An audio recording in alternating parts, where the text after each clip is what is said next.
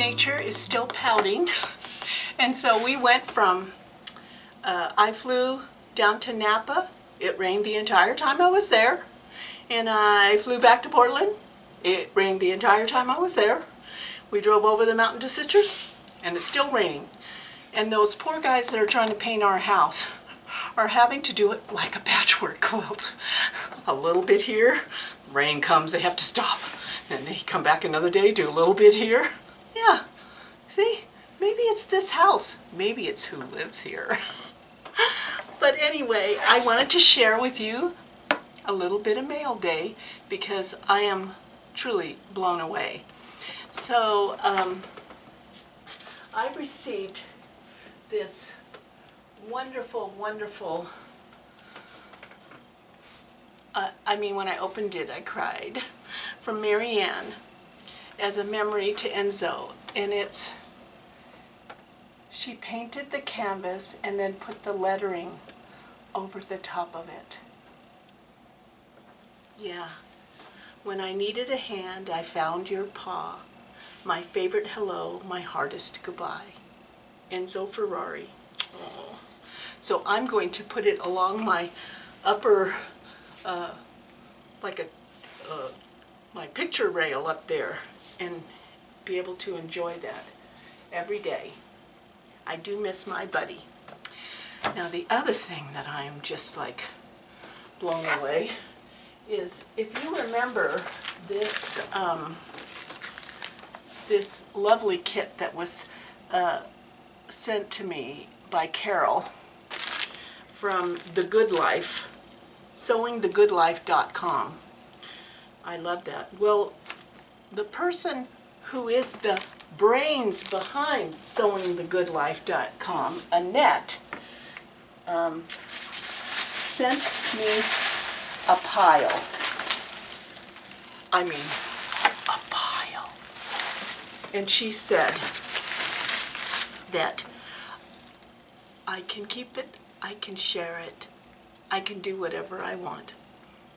And so I am at some point going to pass on the love. But in the meantime, I'm showing you what she sent. Summer basket of flowers. That's all wool. Oh, just lovely, lovely. This one really gets me. I just love this, that she pre-prints the, you know how I showed you how to trace the embroidery with a micro pen? Well, you don't even have to do that with this. It's already pre-printed on there, The Good Life. And then look at this sweet little quilt. And it came with the pre-printed canvas and the thread.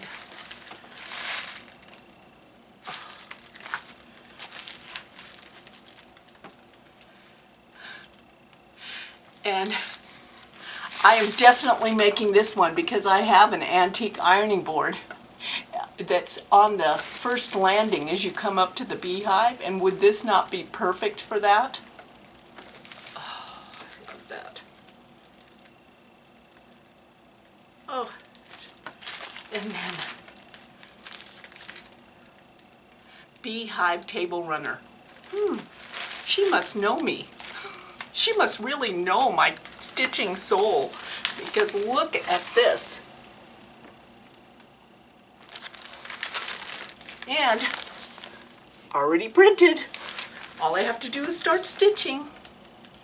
Beehive table runner. Oh. So any of these can be, you can go online to sewingthegoodlife.com and you will be stitching the good life, let me tell you. But the piece de resistance is this. Here's this beautiful, wrapped in bee fabric with yellow and black rickrack. How did she know I needed some rickrack? I was actually going to buy some rickrack this week. And then when I opened it up, it was written on the wrapping paper, because you are the queen bee. Oh my gosh. Can you believe that? Oh, And my fabric stalkers are coming this weekend, so I'll be able to serve my vegan gluten-free donuts on this one. This is the coolest thing. Oh. So needless to say, I've been one happy girl when I came home, because at least if it was raining, I had some awesome mail. And today, here up in the Beehive, as I say, first you have the coffee, then you do the things. I am going to make a quilt. I'm going to cut out a quilt. I spent this last weekend down with my family in Napa, and one of my nephew's youngest son is making his way through the Harry Potter books. And to me, I know the Harry Potter books backwards and forwards. It's this generation's, Over the Rainbow. I loved that movie when I was a kid, and Dorothy would click her heels. And, there's no place like home, there's no place like home. This generation's Over the Rainbow is Harry Potter. It's a magical, out of this world kind of books and stories. And so we had, since I knew them so well, we had quite a discussion about the book that he was currently in, which made me think, I really need to make that child a Harry Potter quilt. And lo and behold, I have Harry Potter fabric. So I drug it all out this morning, and I'm adding some new fabric to it. Now the only place, I remember that the actual Harry Potter fabric, the only place I found it was at Joann's. And so I bought that, and then I have my quilting fabric of all kinds of Halloween and spooky type fabrics and spider webs and all that kind of stuff, and I'm going to design a lap quilt for him, so when he continues to read, he can snuggle under his own Harry Potter quilt. Whether I can get it done by his birthday, which is June 20th, is a total, we have no idea. So we're going to give it our best shot, though, and I'm going to take you along with my thought process in the Beehive, trying to figure out, am I going to make a quilt or not? So stay tuned. I forgot to tell you, I found the fabric. Oh my gosh, you guys are awesome out there. Checking your stashes, bless your stitching hearts, and telling me about different links. One of the links I was sent was Hoppin' Bobbin in Aberdeen, and they had the fabric, and I got 2 yards of it just because, not that I need 2 yards, but I thought, I might need it for something else. So I ordered the 2 yards and called it good, and it matches perfectly. So thank you, thank you, thank you for helping me, all of you, for taking the time to look in your stash, to sending me links. I can't tell you, you saved me, because I am kind of somewhat of a, when I think I need something that's going to work better than something else, it's hard for me to compromise. Yeah. I need to learn that trait better, don't I? But not this time. Okay, on to quilt making. So I've spent the last hour trying to figure out what kind of quilt I want to make for my nephew's son. And it's going to be just a Harry Potter throw quilt for him to snuggle up when he reads. So in my mind, it's going to be used a lot. Going to need washing, laundering, and so I wanted to make it simple. and conceivably be able to get it done in a couple weeks. Let's see if that happens. But I chose a variety of fabrics, and I decided to just do 8.5 inch unfinished squares, and I'm doing 1.5 inch cornerstones and 1.5 inch by 8.5 inch strips. And I'll decide on the border later. I really like the way it looks. I think he's going to really love it. So now I'm cutting my strips and my squares, not wanting to bore you with all that cutting. But I did use this great cutting mat that you can cut lots and lots of strips. This is Stripology ruler. My friend Kakers swears by this, so I got one, a few years ago, and I have used it for that major cutting that needs to be done. The other thing that I do when I'm laying a quilt out is I kind of try to balance my fabrics or my motifs on the fabrics. And so once I get it to a point where I'm kind of happy with it, I take a photo, because I know I'm going to mix these up by accident, and so I can refer back to that photo on what fabrics I'm supposed to sew next. So what I'm going to do now is take these strips, actually the 1.5 by 8.5 inch strips, and sew my rows together, and then I'll do my strips and cornerstones in between. Then it'll be trying to decide what kind of border I want on this. So stay tuned for the next step.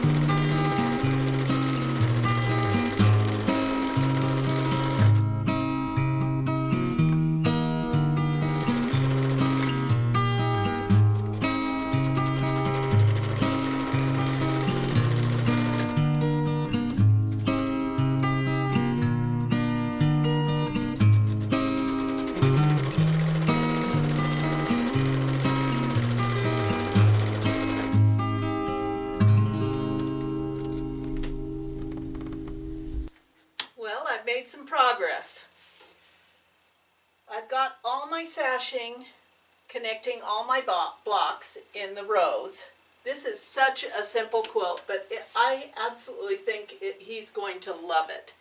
So again, 8.5 inch squares of your theme fabrics, 1.5 by 8.5 inch strips, and I chose the black to kind of frame it.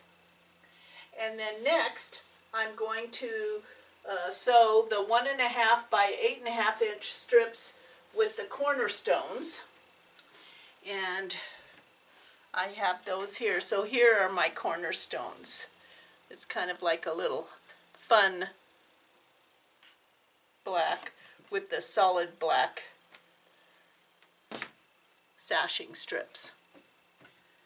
So that was a pretty good 4-hour stretch of cutting and sewing this together. So that's a nice quilt that I think for any kid, if you have a theme fabric, it's going to work. Now it's time to take a break, and so tomorrow I will begin working on the cornerstones and sashing. and putting my rows together. And let me tell you, it really paid off to take a picture of my layout, because I did have to refer to it like 2 or 3 times so as not to mix up the fabrics, but be able to chain sew them because it makes it go together faster. Yeah. So, next step, cornerstones. Stay tuned.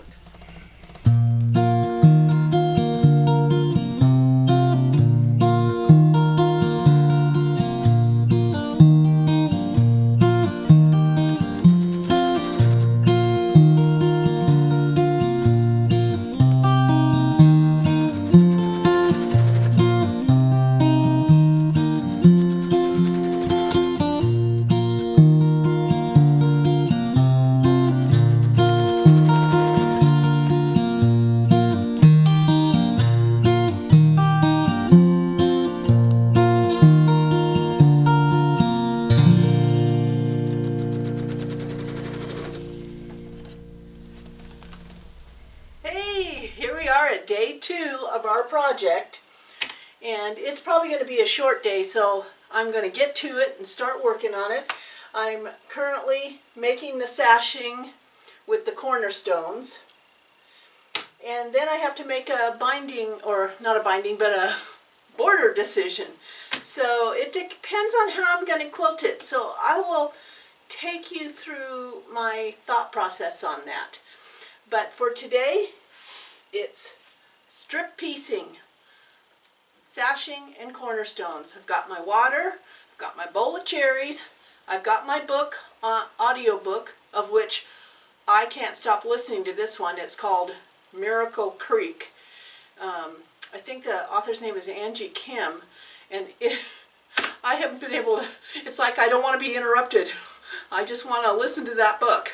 So it's going to be a good day, and we have sunshine. Sunshine, oh, it's so lovely. I mean, yesterday was not just a downpour. There were moments when I thought that the house would float away. It was coming down so hard. It was like flash flood kind of raining.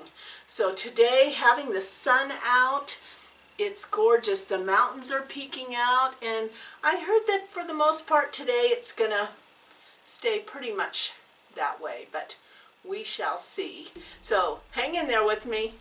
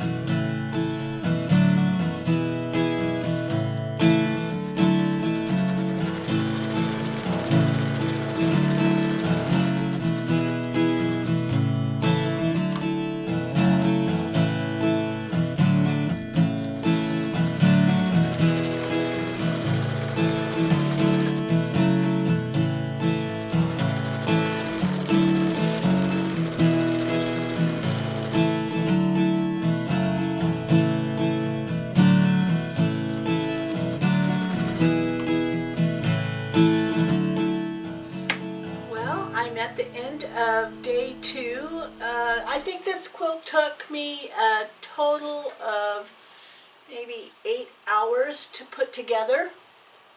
And again, 8.5 inch squares, 1.5 inch by 8.5 inch sashing strips, and 1.5 inch squares to join all the sashing. I think this quilt is it's simple, it's quick, and it's perfect with novelty fabrics, and makes a great kid quilt or lap quilt for snuggling. And I decided to use black as my border. And the reason, and not to put sashing out there, because if I put sashing I'd have double black, and that didn't make sense to me. But I'm going to use this solid black as the border, because what I want to do with the quilting is all the special spells in the Harry Potter books. I want to write them all around the border. And so I think it'll show up on the black better. Besides the fact that this is a you know, an 8-year-old kid and it's going to get dirty, so it won't show the dirt as much. But I had fun making it, and I just love how it turned out. It's going to be a great, and I think I could conceivably get it quilted before the birthday in the middle of June. So we shall see. But